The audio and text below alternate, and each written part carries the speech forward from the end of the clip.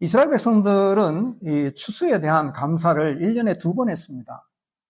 첫 번째는 처음 곡식을 거두어 드릴 때, 보리나 밀을 거두어 드릴 때, 그때 하나님 앞에 감사했습니다. 이것이 이제 맥추 감사주의라고 우리는 지키는데요. 맥추라는 것은 보리 추수라는 뜻입니다. 맥추 감사주의로 지키는데, 그 다음에는 이제 모든 추수를 다 마치고 창고에 저장하면서 1년 동안 하나님 주신 이 수확에 대한 감사, 우리가 지키는 이 추수감사, 이 추수감사로 이렇게 지켰습니다.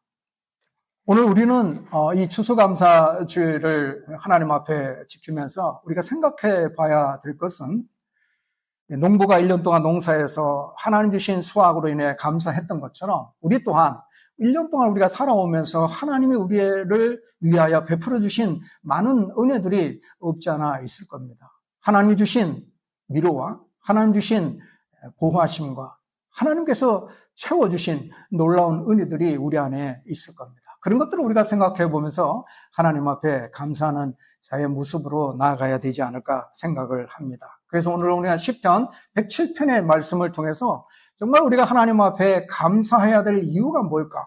가장 근본적이고 기본적인 하나님 앞에 우리가 감사해야 될 이유가 무엇인가를 찾아보고, 또 하나 아주 중요한 부분은 어떤 사람이, 누가 하나님 앞에 감사할 수 있는가? 세상의 모든 사람들이 다 하나님 앞에 감사하는 것은 아니거든요. 어떤 사람이 하나님 앞에 감사할 수 있는가라는 부분을 2포인트로 우리가 함께 생각을 해보려고 합니다. 사실 이 시편 107편은요, 어떤 배경을 깔고 있느냐 하면, 이스라엘 백성들이 바벨론 포로 생활하다가 포로에서 해방되어서 고국으로 돌아왔어요.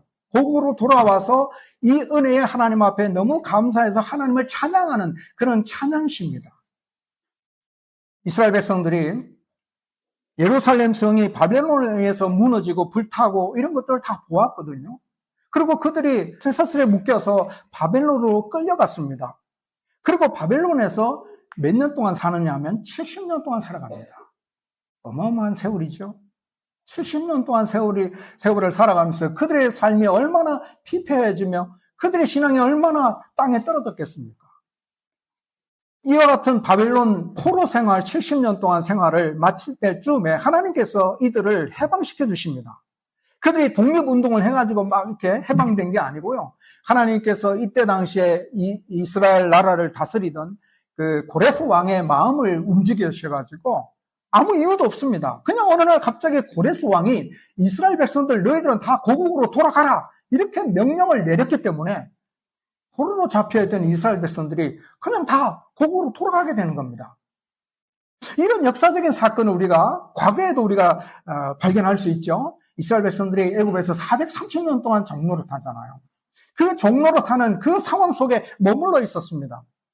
물론 그들이 이 고난에서 하나님 우리를 건져주십시오라고 부르짖는 그런 모습들은 있었습니다만은 그들이 이 애굽의 노예 생활에서 벗어날 수가 없었어요. 스스로 힘은 벗어날 수가 없었어요. 그래서 하나님께서 모세를 부르시고 모세를 보내시고 모세를 통하여 하나님께서 놀라운 기적과 능력을 행하심으로 말미암아 애굽 왕이 손을 들게 되죠. 그래서 이스라엘 백성들이 출애굽하게 되고 하나님께서 약속해 주신 약속의 땅에 이스라엘 백성들이 들어가게 되잖아요. 그 모든 역사가 하나님의 역사였습니다. 하나님의 능력이었고 하나님의 은혜였습니다. 이스라엘 백성 스스로가 뭔가 해나갔던 그런 모습은 전혀 없습니다. 이런 역사적인 사건들을 보게 되면 하나님께서 그의 백성들을 얼마나 사랑하시는지, 그의 백성들을 얼마나 구원하시는지, 보호하시고 인도하시는 그런 하나님이심을 발견하게 됩니다. 그래서 이스라엘 백성들이 고국으로 돌아와서 하나님 앞에 감사의 시를 올리면서 1절에 보니까 여호와께 감사하라 라는 말로 시작합니다. 이 한마디가 이스라엘 백성들의 마음속에 와닿지 않겠습니까? 그렇잖아요. 70년 동안 포로 생활하던 이들이 고국으로 돌아왔어요. 그러면서 하나님을 찬양하는 겁니다. 그 한마디가 여호와께 감사하라 라는 이 한마디를 들었을 때 그들의 마음속에 그렇지, 하나님이 우리를 구원해 주셨지, 하나님께서 우리를 건져 주셨지 라고 하면서 감사하며 감격하는 그 마음이 뭉클해졌을 겁니다. 여기에 보면 잘 나타나지 않지만 원문에는 여호와께 감사하라. 그 다음에 숨겨진 단어가 있습니다. 우리나라 말에는 나타나지 않는데 원문에는 왜냐하면이라는 단어가 거기에 숨어 있습니다. 번역이 안 됐어요. 그러니까 번역을 풀어보게 되면 여호와께 감사하라. 왜냐하면 하나님은 선하시며 인자하심이 영원하미로다. 문맥의 흐름이 이해가 되죠? 여호와께 감사하라. 왜요? 하나님이 선하시며 하나님의 인자심이 영원하기 때문이야 라는 이야기예요. 만약 백성을 다스리는 자가 독재자면, 폭군이면 그 백성들이 행복하겠습니까? 독재자 폭군은 자기 마음대로 해서 부귀영화를 누릴 수 있을지는 모르지만 그 밑에 살아가는 백성들은 얼마나 고통과 고난 속에 살아가겠습니까? 얼마나 힘들겠습니까?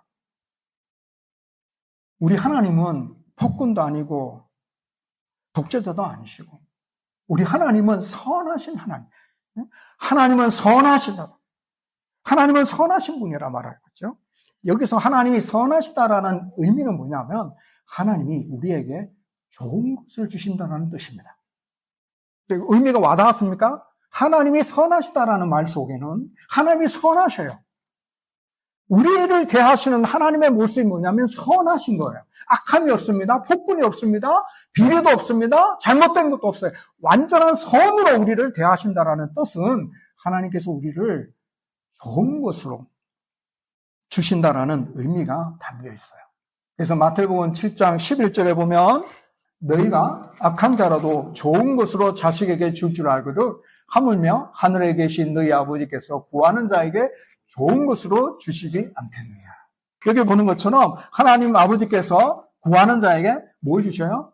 좋은 것을 주신다. 하나님께 구했을 때 하나님께서 좋은 거 안 주시면 어떡하겠습니까, 우리가? 하나님 이거 바꿔주세요. 이거 딴 거 주세요. 막 이렇게 할 수 있어요, 우리가? 없잖아요. 하나님이 우리에게 좋은 것을 주신다는 게 얼마나 감사한지. 사람이 줄 때는 부족함이 있잖아요. 또 주는 사람의 마음이 미움이 있고 또 욕심이 있으면 좋은 것을 주지 않잖아요. 근데 하나님은 선하신 분이기 때문에 선하신 하나님께서 우리에게 주시는 것은 좋은 것입니다. 완벽한 것입니다. 그래서 야고보서 1장 17절에는 이렇게 표현하죠. 온갖 좋은 은사와 온전한 선물이 다 위로부터 빛들의 아버지께로부터 내려오나니 그는 변함도 없으시고 회전하는 그림자도 없으시냐. 온갖 좋은 은사와 온전한 선물이 다 위로부터 빛들의 아버지께로부터 내려온다. 잘 보세요. 온갖 좋은 은사, 온전한 선물 다 하나님께로부터 온대요. 하나님께로부터. 하나님께서 우리에게 주시는 것이 다 좋은 은사와 온전한 선물이라고 표현하고 있어요. 그래서 우리가 오늘 누리고 있는 모든 것들이 하나님께서 우리에게 주신 것들인데 하나님께서 우리에게 주신 것들은 좋은 은사고 온전한 선물이래요. 자, 이 말씀을 믿음 그대로 받아들이게 되면 잘 보세요. 내가 처한 이 환경, 내가 가지고 있는 이 가족, 내가 사는 이 집, 내가 다니는 이 직장, 이런 모든 부분에 있어서 하나님이 나에게 온전한 선물로 주어진 것이다라고 말씀하는 이 말씀을 내가 그대로 믿으면 어떤 마음이 듭니까? 불평이 나요? 하나님 싫어져요? 내가 생각하기에 좋은 것 같아도 하나님 앞에 감사하고 내가 생각하기에 좋지 못한 것 같아도 하나님 앞에 감사할 수 있는 그런 마음을 가질 수가 있게 돼요. 왜냐하면 하나님은 우리에게 좋은 걸 주신다고 하셨으니까. 자, 심지어 로마서 8장 32절 한번 볼게요. 32절에 보면 자기 아들을 아끼지 아니하시고 우리 모든 사람을 위하여 내주시니가 어찌 그 아들과 함께 모든 것을 우리에게 주시지 않겠느냐. 자, 여기서 그 아들과 함께 모든 것을 우리에게 주시지 않겠느냐. 하나님께서 독생자 예수 그리스도를 아낌없이 십자가에 내어주신 그 하나님께서 우리를 위해서 모든 것을 주신다라고 말씀하고 있는 거예요. 하나님은 선하신 하나님이시기 때문에 우리에게 모든 것을 주시는 분임을 우리가 알 수 있어요. 그래서 우리가 하나님 앞에 감사할 수 있습니다. 또 하나님은 인자하심이 영원하다라는 말씀으로 하나님 앞에 감사하라라는 말씀을 하고 있죠. 인자하심이라는 말은 히브리어 말로는 헤세드라는 말을 씁니다. 헤세드라는 말을 쓰는데 이 헤세드라는 말은 사랑, 긍휼, 인자, 자비, 이런 의미가 그 안에 다 포괄되어 있는 의미입니다. 그래서 이 말을 더 정확하게 표현하자면 하나님과 맺은 언약에 따라서 하나님께서 우리에게 주시는 일방적인 사랑, 변함없는 사랑, 강력한 사랑을 의미하고 있어요. 그래서 이 헤세드가 신약에 가게 되면 아가페라는 말로 대치됩니다. 그래서 구약에서는 헤세드, 신약에서는 아가페 이렇게 의미가 전달이 되는데요. 이 헤세드라는 말은 하나님께서 우리와 맺은 언약, 그 언약이 우리가 하겠습니다 해서 맺어진 언약이 아니죠. 아브라함과의 하나님께서 언약에 맺으신 장면을 보게 되면 일방적인 하나님께서 아브라함에게 약속하신 약속의 말씀이에요. 그냥 하나님께서 아브라함에게 하신 약속의 말씀이거든요. 그런 모습으로 하나님께서 우리에게 언약하신 그 언약을 따라서 하나님께서 우리에게 주시는 변함없는 사랑, 강력한 사랑을 의미하고 있죠. 근데 이러한 인자하심이 영원하다라는 것은 시간과 상황에 따라서 변하지 않는다라는 의미가 담겨져 있습니다. 그러니까 바벨론 포로에서 돌아온 이스라엘 백성들이 느끼는 하나님의 인자하심은 뭡니까? 하나님께서 우리를 언약 가운데 변함없이 사랑하시는 그 큰 사랑은 뭡니까? 바벨론 나라에서 다시 돌아온 이스라엘 백성들이 느끼는 하나님의 인자하심은 뭐예요? 해방이죠, 해방. 하나님이 주신 자유함입니다. 오늘 우리에게 주신 하나님의 인자하심은 뭘까요? 우리를 죄에서 구속하여 주신 거죠? 우리를 죄에서 건져주신 거죠?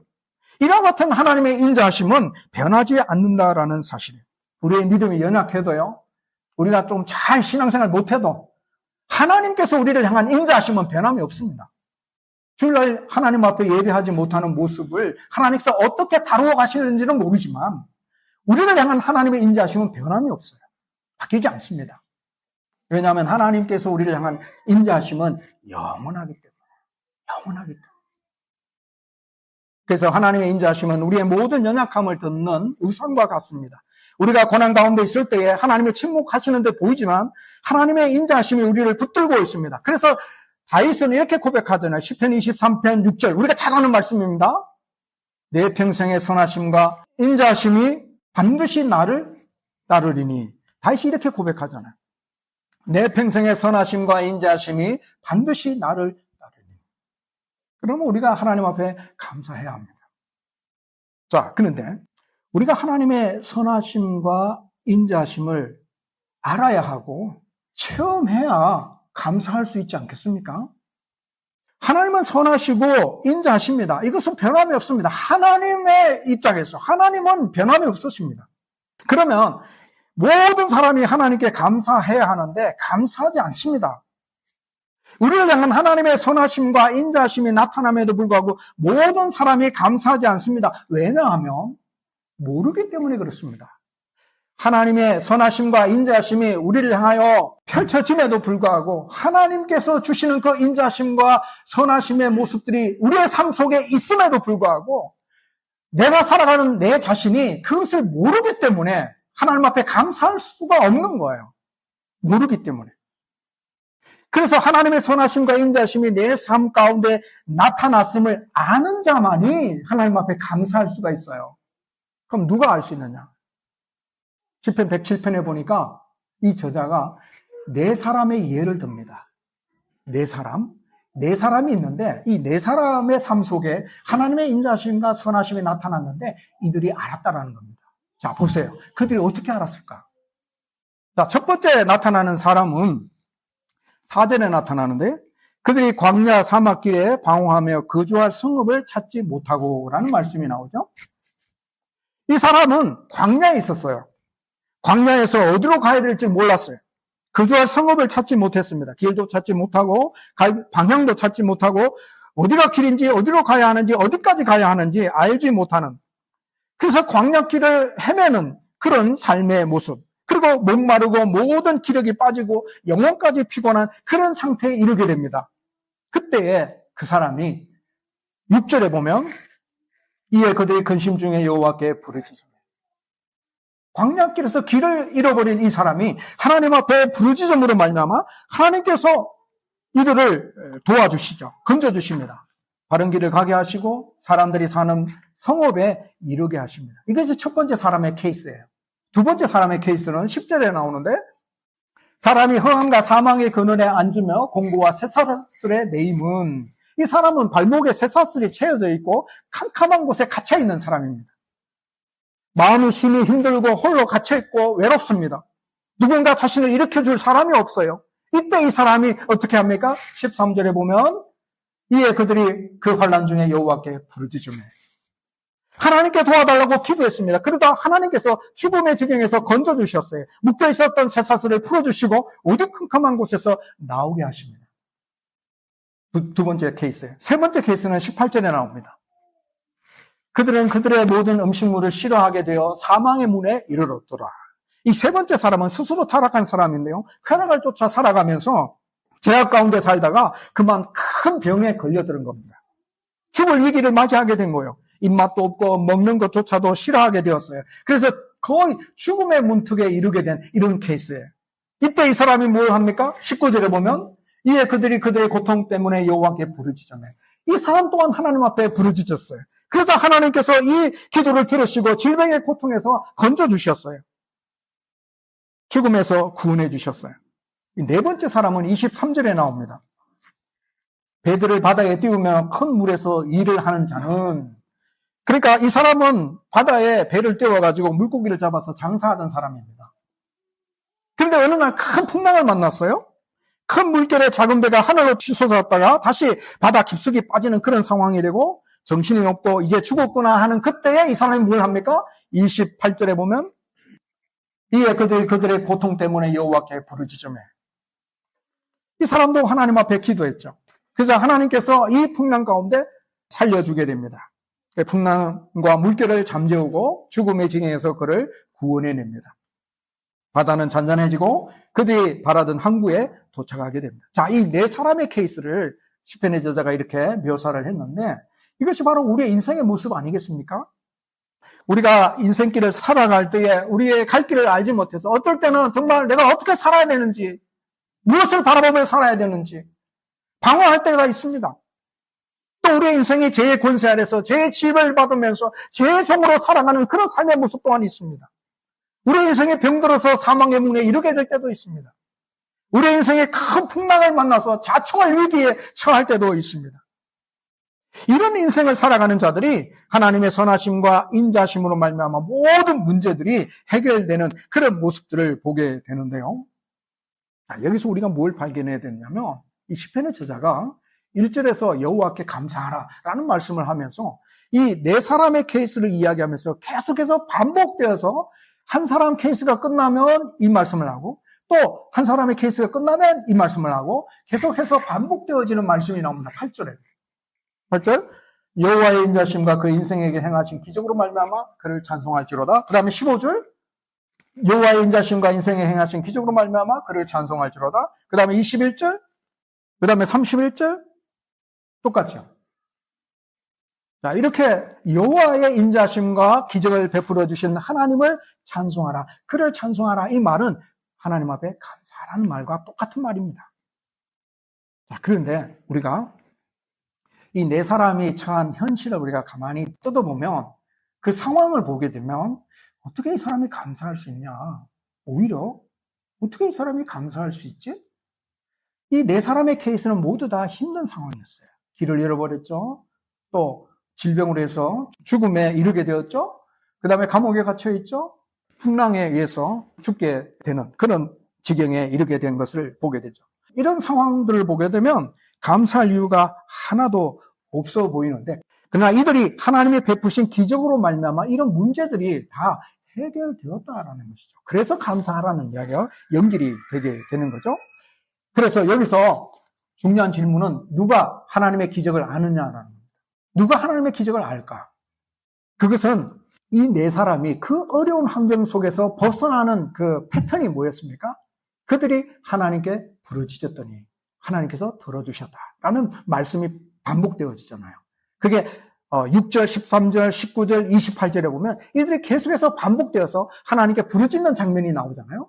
그러자 하나님께서 그들을 건져주시는 장면이 나오게 되고, 그래서 우리는 여기서 뭘 발견하게 되냐면 하나님의 선하심과 인자하심을 알 수 있는 자가 누구냐면 기도한 사람이구나. 아, 내가 어려운 가운데 살았는데 내가 다시 하나님의 은혜 가운데 이렇게 기적 가운데 풍요로운 가운데 살아갈 수 있는 것은 정말 하나님께서 베풀어 주신 기적이구나라는 사실을 알 수 있는 자가 누구냐면 그 문제를 가지고 하나님 앞에 기도했던 자. 그 문제를 가지고 하나님 앞에 기도했던 자가 하나님이 베풀어 주신 기적임을 알게 된다라는 사실이에요. 그래서 하나님의 선하심과 인자심을 알 수 있는 사람은 기도하는 사람이에요. 자신의 삶 가운데 부딪히는 문제로 인해서 간절히 하나님 앞에 기도해 본 사람은 하나님의 기적을 경험하게 되고 하나님께 감사하는 자리로 나아가게 되는 거예요. 기도하지 않으면 자신의 삶 가운데 주어진 하나님의 놀라운 기적들이 어디서부터 온 것인지 알지 못하고 그냥 흘러가게 됩니다.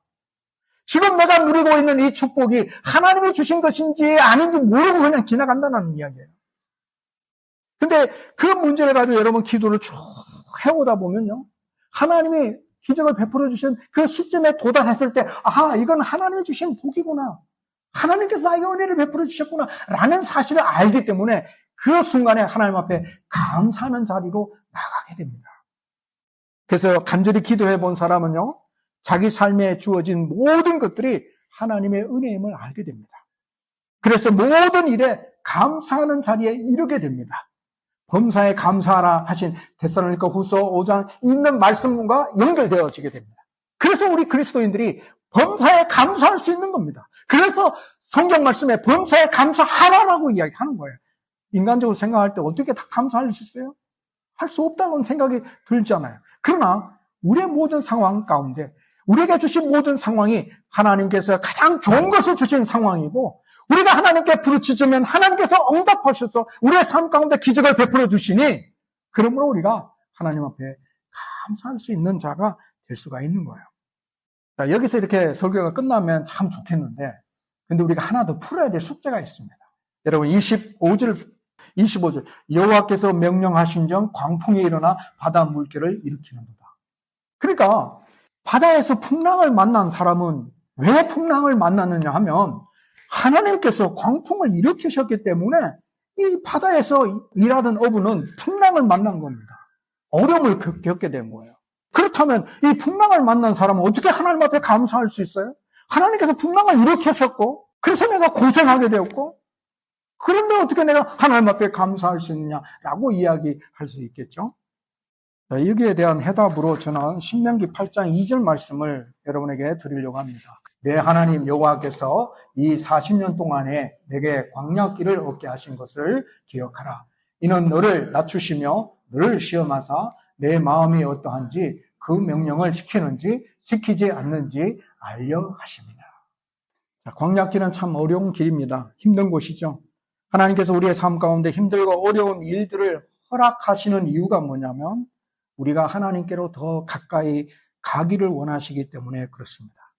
하나님의 명령을 지키기를 원하시기 때문에 우리의 교만한 마음을 낮추시기 위해서 하나님께서 허용하신 것입니다. 눈앞에 펼쳐진 현실만 바라보면 감사할 수 없을 때가 있습니다. 그러나 하나님의 섭리와 역사를 바라볼 때에 우리는 하나님 앞에 감사할 수 있습니다. 오늘 나에게 주어진 이 풍랑이 하나님께서 나에게 유익하기 때문에 나를 향한 하나님의 그 깊으신 뜻이 있기 때문에 그래서 하나님이 허용하신 사건이다라고 우리가 바라보게 되면 어려운 환경 속에서도 우리가 하나님 앞에 감사하는 자리로 나아갈 수 있습니다. 마지막 히브리서 11장 6절 말씀을 보겠습니다. 믿음이 없이는 하나님을 기쁘시게 하지 못하나니 하나님께 나아가는 자는 반드시 그가 계신 것과 또한 그가 자기를 찾는 자들에게 상 주시는 이심을 믿어야 할지니라. 여기 보면 하나님께 나아가는 자는 두 가지의 믿음이 필요하다라고 이야기합니다. 첫째는 하나님이 계심을 믿어야 된다라고 했어요. 하나님이 계심을 믿어야 된다.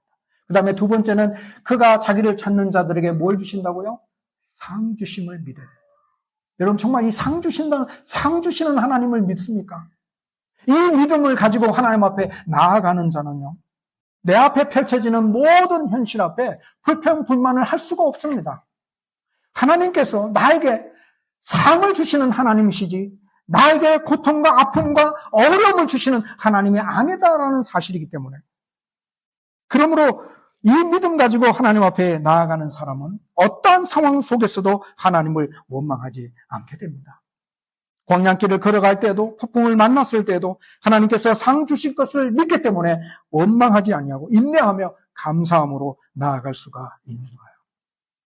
정말 우리의 인생 가운데 풀리지 않는 숙제들이 없지 않아 많이 있습니다. 여러분들도 여러분의 인생 가운데 하나님께서 왜 그렇게 하셨을까? 하나님께서 나에게 왜 그 고통을 허락하셨을까? 왜 어려운 이 일을 겪게 하셨을까? 우리가 그 해답을 다 찾지는 못하지만, 그러나 우리가 신명기 8장 2절 말씀을 통해서 볼 수 있는 것은 하나님께서 우리에게 필요하기 때문에 허용하신 시련이고 허용하신 고난이다라는 사실을 우리가 믿음으로 받아들이게 되면, 더 나아가서 하나님을 찾는 자에게 하나님께서 상을 주시는 하나님이심을 우리가 더 믿음을 가지고 하나님을 바라보게 되면, 그 어려운 과거의 문제들을 우리가 감사하는 자리로 나아갈 수 있습니다. 불평하는 자가 아니라 하나님 앞에 감사하는 자리로 나아갈 수 있습니다. 말씀을 맺습니다. 하나님께 감사하십시다. 우리의 하나님은 선하시며 인자하심이 영원합니다. 우리를 향한 하나님의 선하심은 우리에게 가장 좋은 것을 주시기를 원하시는 하나님이십니다. 그래서 너희가 기도하면 내가 좋은 것을 주시겠다라고 하나님께서 약속해 주셨습니다. 가장 좋은 은사와 온전한 선물은 다 하나님께로부터 온다는 사실을 여러분 꼭 기억하십시오. 하나님은 우리에게 독생자 예수 그리스도를 아낌없이 내어주신 하나님이십니다. 그렇기 때문에 우리에게 모든 것을 주기를 원하시는 하나님이심을 여러분 믿으셔야 됩니다. 그러면 우리가 이런 하나님, 선하신 하나님을 바라볼 때에 감사하지 않을 수 없습니다. 하나님은 인자하십니다. 우리와 맺은 언약에 따라서 변함없는 사랑, 정말 가장 강력한 사랑을 우리에게 보여주십니다. 바벨론 포로 생활 70년 동안 이스라엘 백성들을 해방시켜 고국으로 돌아오게 하신 하나님, 우리를 죄에서 해방시켜 참된 자유를 주신 하나님, 우리를 향한 하나님의 인자하심은 영원합니다. 우리의 구원이 결코 흔들리지 않는다는 사실을 우리에게 보여줍니다. 그러므로 우리가 하나님 앞에 감사해야 합니다. 우리의 인생은 시편에 나오는 네 사람처럼 갈 길을 찾지 못하여 방황하는 그런 삶을 살 때도 있고, 죄의 권세 아래 죄의 지배를 받으며 죄의 종으로 살아가는 그런 삶의 모습을 살아갈 때도 있고, 병들어 사망의 문에 이르게 될 때도 있고, 큰 풍랑을 만나 자초할 위기를 처할 때도 있습니다. 이런 인생을 살아가는 자들이 하나님의 선하심과 인자심 때문에 이 모든 문제들이 해결되는 축복을 누리게 됩니다. 이 사실을 알 수 있는 자는 하나님께 부르짖어 본 사람입니다. 기도한 사람만이 하나님께서 내 삶에 베풀어 주신 기적을 알게 됩니다. 간절히 기도해 본 사람은 자신의 삶에 주어진 모든 것이 하나님의 은혜임을 알게 됩니다. 그래서 모든 범사에 하나님 앞에 감사할 수 있습니다. 여러분, 눈앞에 펼쳐진 현실만 바라봄으로 인해서 실망하고 좌절하지 말고, 하나님께서 내 인생 가운데 이끌어 가시는 하나님 섭리와 하나님의 역사를 바라보면서 하나님께서 자기를 찾는 자들에게 상 주시는 분임을 믿는 믿음으로 나아감으로 인해서 우리는 언제나 어떤 상황 속에서도 감사하는 자리에 서게 될 것입니다. 이런 믿음으로 하나님께 감사하고 기도하여 하나님의 은혜를 체험하면서 사시는 여러분이 되시기를 주의 이름으로 축복합니다.